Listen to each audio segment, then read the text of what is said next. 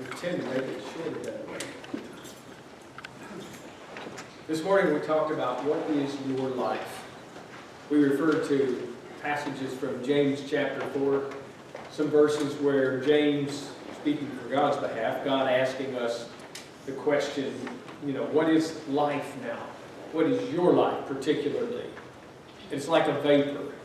And we think about what's being talked about, and we discovered this morning, or pointed out, that James was referring to not only the brevity of life, but the uncertainty in our own life. And yet, here I am, one of the many hundreds and millions in the world that would call a control freak. I like to be in charge of my life. I enjoy the work I do, and somewhat because I just like doing what I do, but it also allows me the freedom to choose and decide what I'm working on, who I'm visiting with, and all that. And we all, in that way, enjoy being in control. Deuteronomy chapter 6. As God's people are given the law the second time, a renewal of the Old Testament law, of the things that were mentioned back in Exodus. And Deuteronomy, by the way, means second law or second giving of the law. In chapter 6, God digs into the basis of what's happening here with this law. Verse 4, "Hear, O Israel, listen closely," God saying. "The Lord, our God, the Lord is one. You shall love the Lord your God with all your heart, with all your soul, and with all your strength." That is the primary commandment. Jesus will repeat that along with adding to it the second one. Others are helping him come to that same conclusion. When a lawyer came and asked him, the second is like the first, love your neighbor. Okay, loving God with everything and loving your neighbor. But somewhere in the midst of our loving God, we get distracted. The exhortation here, as we read the rest of the verses in this part here about loving God, is Moses says, "You shall teach them diligently to your children, and you shall talk of them when you sit in your house, and when you walk by the way, and when you lie down, and when you rise up." Basically, all the time is what he's saying. Continually emphasizing the greatness of God, to remind us of how great he is, and that we would love and appreciate what he said.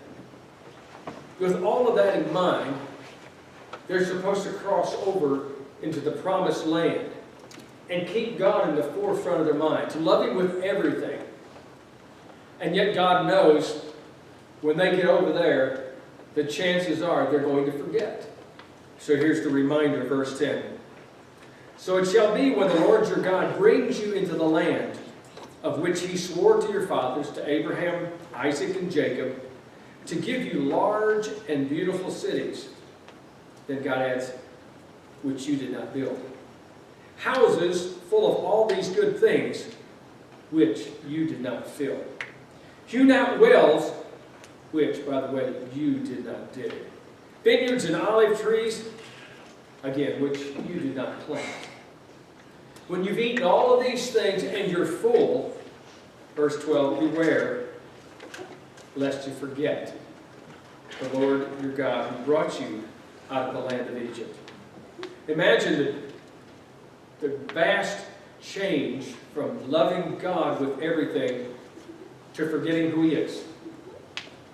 And God says it's very possible. Because when you've got everything, why do you need God? When I'm in control of my life, and I think I am, I'm taking care of this, I've got everything organized, things are going good, and I'm happy. And I don't think about God a lot. But when my life is falling apart, I'm on my knees. I'm reminded that this God that I ought to be loving with everything was always in control even during the time that I thought I was. So what our life is about really is turning it over to God. Someone once said the essence of faith is letting God be God. Well, He's going to be God regardless. But the reference is let Him rule your life. Let Him be in control. So here we are measuring time, measuring the brevity of life that we talked about, and considering the fact that a lot of times we don't make good choices and waste time and do things that aren't profitable for us and forget who's in charge and forget to allow Him to totally run our life. So we're going to break up into some groups. A couple groups will be headed out shortly here, and others will stay in the auditorium, others in different directions. But some of the breakout groups will be discussing more in detail about your life and what it's about. So if you participate in that, bear those things in mind. But before we leave this assembly, be sure your life is right with God. That you're totally aware of how much you ought to be loving Him, how much you owe Him, the fact that all that you have and all that you are and what your life is nothing more than what God has given you, and how blessed we are. If you're in need of prayer tonight, if you need to be baptized and you've not ever done that, we don't want to leave this assembly right here until we get that straight, because that's what your life is about, being with God. So we sing a song. If you need to respond, then come down front. That's why we stand and sing.